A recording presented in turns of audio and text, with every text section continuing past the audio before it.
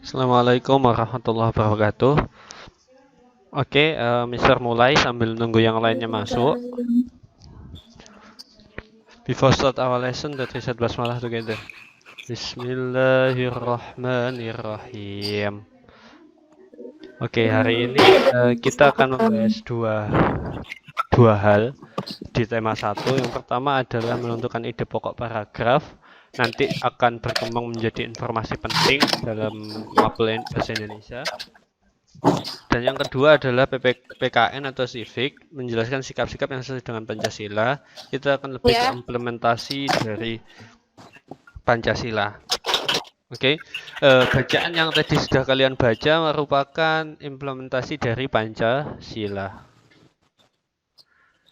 Mister akan mulai dari bahasa Indonesia dahulu, di mana menentukan ide pokok dalam paragraf. Ide pokok bisa dilihat di layarnya masing-masing ya. Ide pokok adalah gagasan yang menjadi dasar sebuah paragraf. Ide pokok disajikan ke dalam bentuk kalimat utama. Kalimat utama yang memuat ide pokok ini bisa berada di awal, di tengah, atau di akhir sebuah paragraf. Oke, sekarang kelihatan nggak bacaan yang Mister tampilkan? Kelihatan ya? Kelihatan. Oke.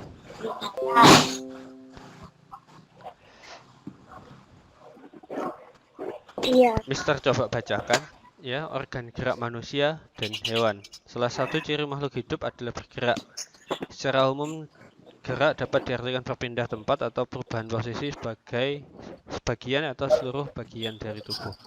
Makhluk hidup akan bergerak apabila ada rangsangan yang mengenai sebagian atau seluruh bagian tubuhnya. Oke, paragraf 1. Ide pokoknya adalah kalimat pertama. Salah satu ciri dari makhluk hidup adalah bergerak. Ya. Ide pokok paragraf 1 adalah salah satu ciri makhluk hidup adalah bergerak. Paragraf 2 kita cocokkan.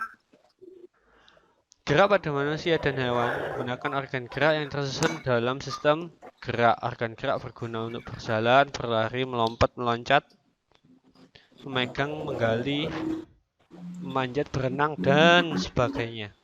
Nah, ini ide pokoknya ada di kalimat pertama. Gerak pada manusia dan hewan menggunakan organ gerak yang tersusun dalam sistem gerak. Oke? Gerak. Ini nanti bacaannya sama ide paragrafnya, ide pokoknya bisa dilihat di YouTube. Nanti Mister akan share. Oke? Mister terangin dulu bahwasannya Mister ide pokok itu gimana? Ide pokok itu kalimatnya bisa berdiri sendiri. Jadi ketika ide pokok itu kamu ambil dari satu paragraf, ide pokok tadi sudah jelas. Sedangkan yang bukan ide pokok, jika dia diambil satu kalimat saja, dia tidak akan menjelaskan sesuatu, alias informasinya tidak sempurna, jadi ada yang kurang. Contoh ya, ini yang paragraf kedua. Organ gerak berguna untuk berjalan, berlari, melompat, meloncat, dan lain sebagainya. Nah, ini informasinya setengah-setengah. Kok tiba-tiba bicara organ gerak berguna, organ bergerak? Jadi, ide pokok itu akan bisa berdiri sendiri, sedangkan yang bukan itu tidak dapat berdiri sendiri. Seperti itu. Oke, dari ide pokok, di situ akan ada, kalian akan temukan informasi penting, di mana setiap ide pokok mengandung informasi.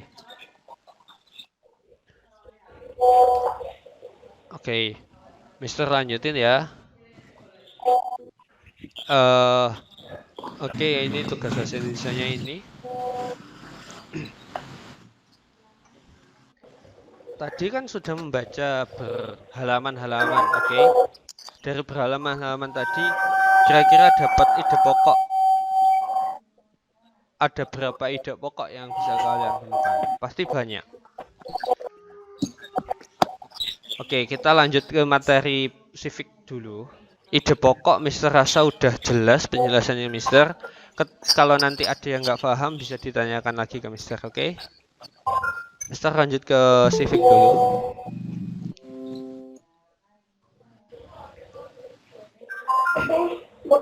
Oke, Mister lanjut ke civic, implementasi sila Pancasila. Tadi udah membaca buku ya. Implementasi sila pertama tentang ketuhanan yang Maha Esa. Ketuhanan yang Maha Esa. Yang membawa buku tema bisa dibuka halaman 65 yang tadi sudah dibaca. Oke, implementasi sila pertama yaitu tentang ketuhanan yang Maha Esa. Bangsa Indonesia itu menyatakan kepercayaannya dan ketakwaan terhadap Tuhan yang Maha Esa. Jadi di sini intinya bahwasannya semua rakyat Indonesia itu memiliki Tuhan yang Esa. Manusia percaya dan bertakwa pada Tuhan yang Maha Esa sesuai dengan agama dan kepercayaan masing-masing. Kalau beragama, maka efeknya apa? Setiap yang beragama di Indonesia sesuai undang-undang, maka memiliki kewajiban untuk beribadah sesuai keyakinannya. Kita sebagai umat Islam, ya, kita percaya bahwasanya Tuhan itu Maha Esa, Maha Tunggal. Qul huwallahu ahad. Katakanlah bahwa Allah itu Maha Tunggal, Maha Esa. Oke. Nah, karena kita sebagai umat muslim, maka sesuai undang-undang atau Pancasila pun kita diwajibkan untuk beribadah sesuai ketentuan agama Islam. Begitu. Lalu selanjutnya, implementasi sila kemanusiaan yang adil dan beradab. Tadi sila pertama kita membahas hablum minallah. Sekarang kemanusiaan yang adil dan beradab. Kita membahas tentang sesama manusia. Pancasila implementasi sila kedua ini mengakui dan memperlakukan manusia sesuai dengan harkat dan martabat sebagai makhluk Tuhan yang Maha Esa. Jadi memanusiakan manusia, di mana zaman sekarang ini banyak manusia yang tidak manusiawi. Manusia banyak yang tidak manusiawi. Di mana implementasi Pancasila yang kedua ini memanusiakan manusia.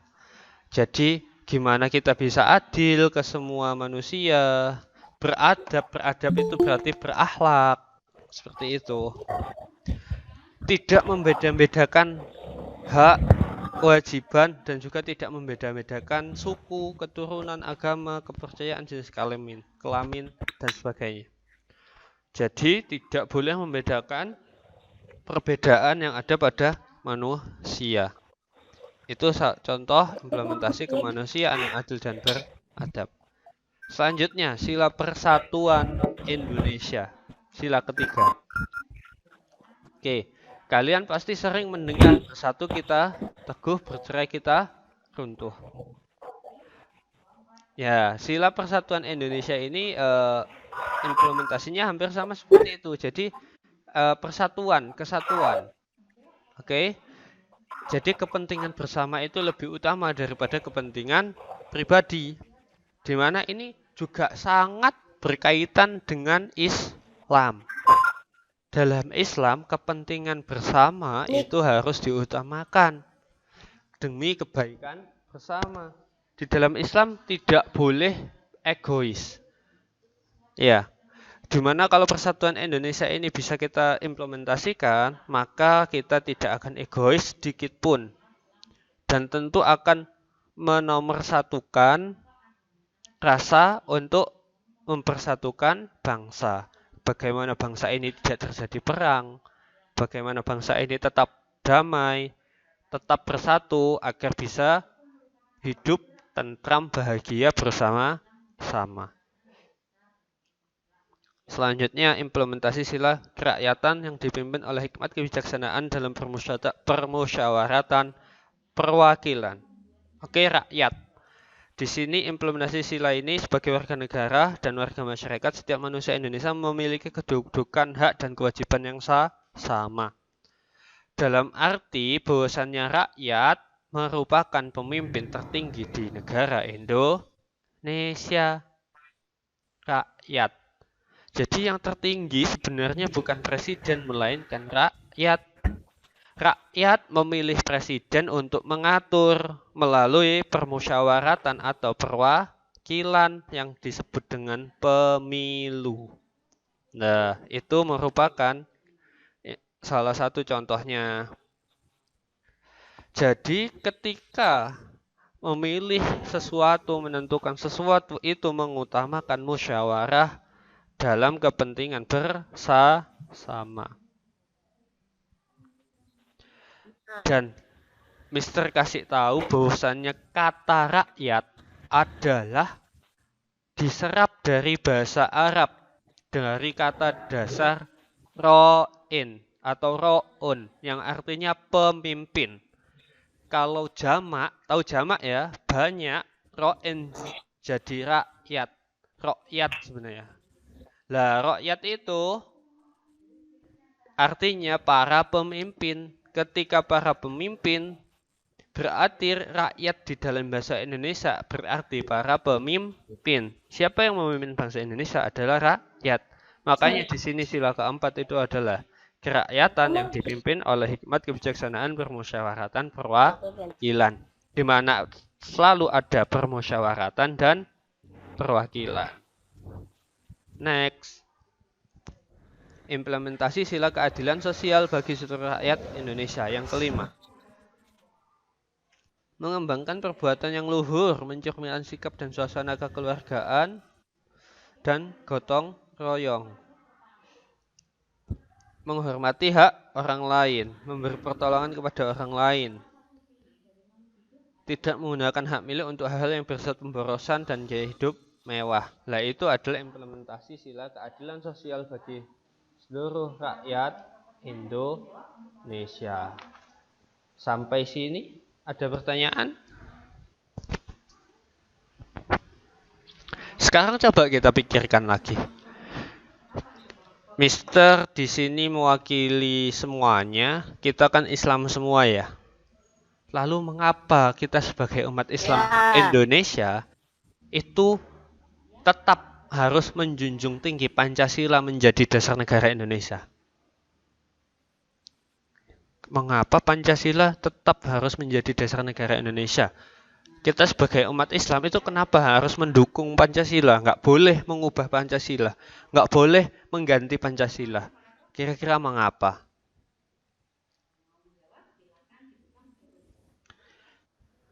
Pancasila merupakan pedoman kehidupan berbangsa dan bernegara bagi seluruh rakyat Indonesia. Ini secara umum.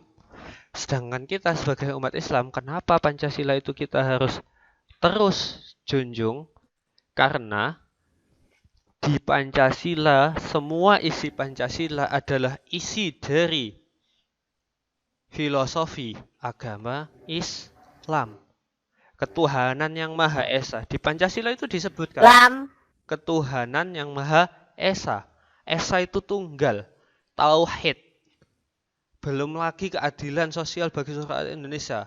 Di mana semua isi Pancasila merupakan isi dari ajaran agama Islam. Itulah kenapa kita sebagai umat Islam harus tetap menjunjung tinggi Pancasila. Oke, sekarang sesi tanya jawab. Silahkan kalau ada yang mau bertanya atau siapa yang mau bertanya?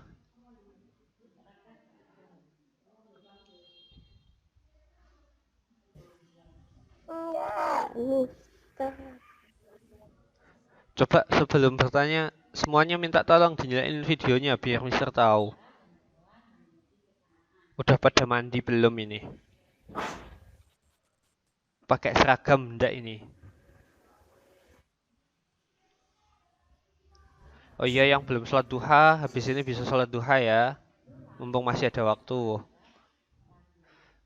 Ayo, masa cuma Irfan aja yang nampilin wajahnya? Nggak ada pertanyaan ya?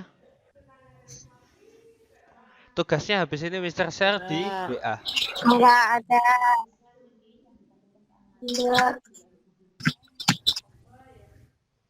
Sampai buka aja Google Meet.